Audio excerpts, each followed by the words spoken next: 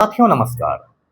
पटना बिहार से मैं Amitabh Kumar Das, IPS 94 batch, और आप देख रहे हैं मेरा अपना यूट्यूब चैनल दास बोले बिंदास।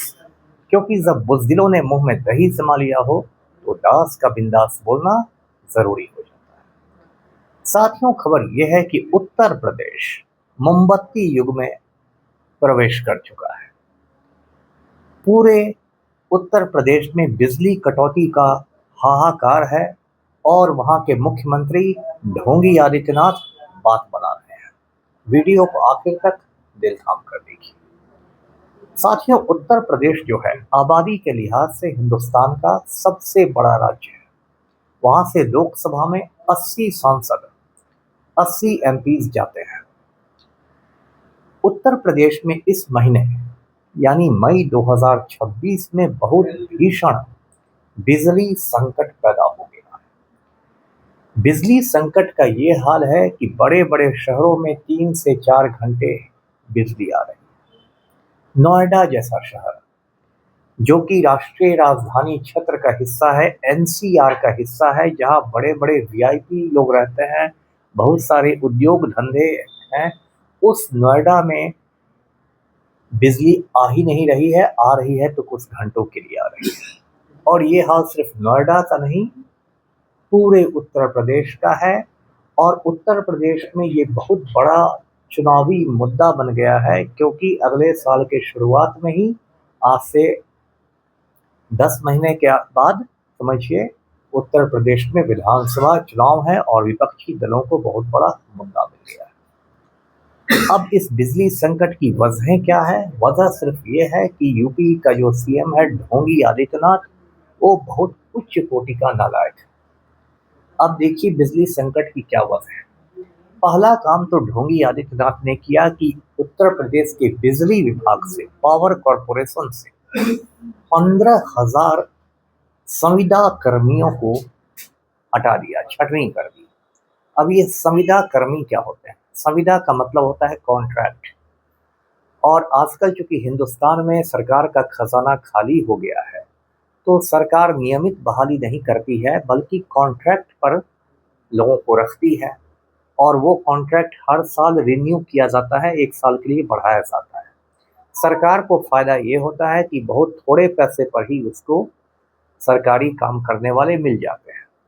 उत्तर प्रदेश का भी जो पावर कॉरपोरेशन है, उसमें 15,000 के आसपास जो संविदा कर्मी थे, जो कॉन्ट्रैक्ट पर थे, थोड़े पैसों पर काम करते थे, लेकिन कई सालों से काम कर रहे थे, इसलिए बहुत उनको तजुर्बा हो गया था, अनुभव हो गया था। उनको एक झटके में आदित्यनाथ की सरकार ने हटा दिया।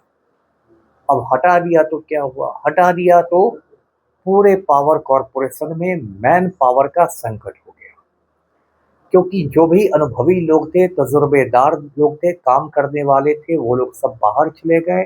और जो रह गए वो ज़्यादातर नकारा लोग रह गए, जिनके किसी तरह की सरकारी पैरवी थी।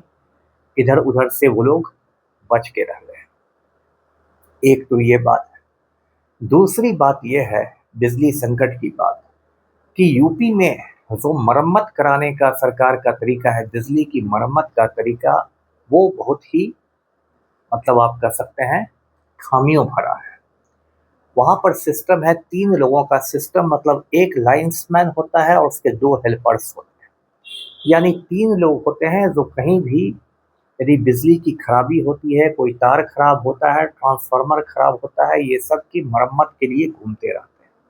लेकिन ये जो 3 लोगों पर इतना ज़्यादा बोझ रहता है, इतना बड़ा इलाका रहता है उन 3 लोगों को, कि वो सुबह से शाम तक भी दौड़ते रह जाएं तो वो सारे इलाकों की मरम्मत नहीं कर सकते हैं, जो बिजली की वहाँ पर दिक्कतें हैं। और ये जानकर आपको आश्चर्य होगा कि यूपी में मोटा मोटी रोजाना 44 ट्रांसफार्मर्स जलते हैं। शहर में तो ये ट्रांसफार्मर थोड़ा जल्दी बदल भी जाते हैं, लेकिन गांव में तो महीनों महीनों तक ये ट्रांसफार्मर्स नहीं बदले जाते। अब देखिए यूपी में एक और बात देखने को मिली कि दिन के समय बिजली की स्थिति थोड़ी थोड़ी सी ठीक रहती है, रात में तो बहुत बुरी स्थिति हो जाती है। इसकी वजह यह है कि दिन में सौर ऊर्जा का भी इस्तेमाल होता है, सोलर एनर्जी का, लेकिन रात के समय सूरज रहता नहीं है। रात के समय सौर ऊर्जा नहीं मिलती है, सोलर एनर्जी नहीं मिलती है, और रात के समय जो बिजली मिलती है वो या तो कोयले की बिजली रहती है, या पानी की बिजली, पन बिजली जिसको कहते हैं, हाइड्रो इलेक्ट्रिसिटी, या फिर न्यूक्लियर एनर्जी रहती है, आणविक ऊर्जा रहती है। अब यूपी की ये हालत हो गई है कि गर्मी के दिनों में, क्योंकि गर्मी में लोग पंखा भी चलाते हैं, कूलर भी चलाते हैं, एसी भी चलाते हैं, सब कुछ चलाते हैं, ये जो डिमांड है बिजली की मांग बढ़ के 32,000 मेगावाट प्रतिदिन का हो गया है, और आपूर्ति कितने की है? 30,000 मेगावाट की। 2,000 मेगावाट की कमी चल रही है, और इसलिए लोगों को बिजली नहीं मिल रही है।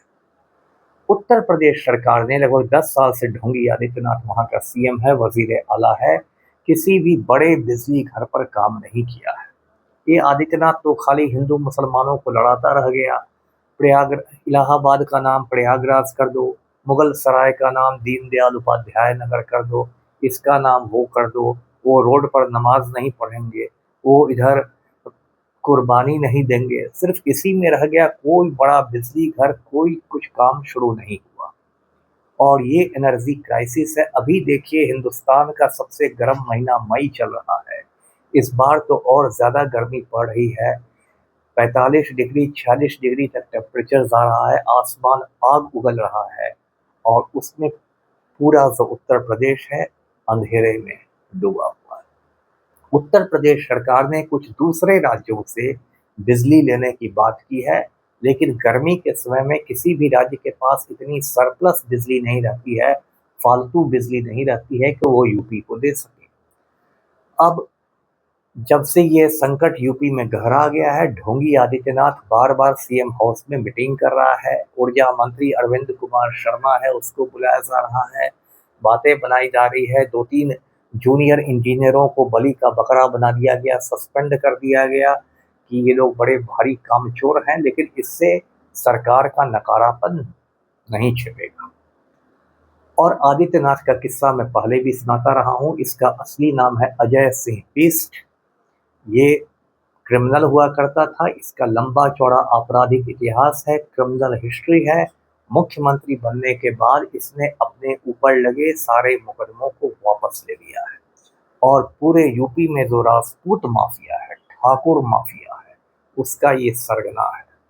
यूपी में किसी भी राजपूत माफिया के खिलाफ पुलिस कोई एक्शन नहीं लेती, चाहे वो राजा भैया हो, जिसे कुंडा का गुंडा कहते हैं, चाहे वो ब्रजभूषण शरण सिंह हो, चाहे वो धनंजय सिंह हो, या ब्रजेश सिंह हो, और सिर्फ गरीब मुसलमानों के और गरीब दलितों के खपरेल के मकान बुलडोजर से तोड़े जाते हैं।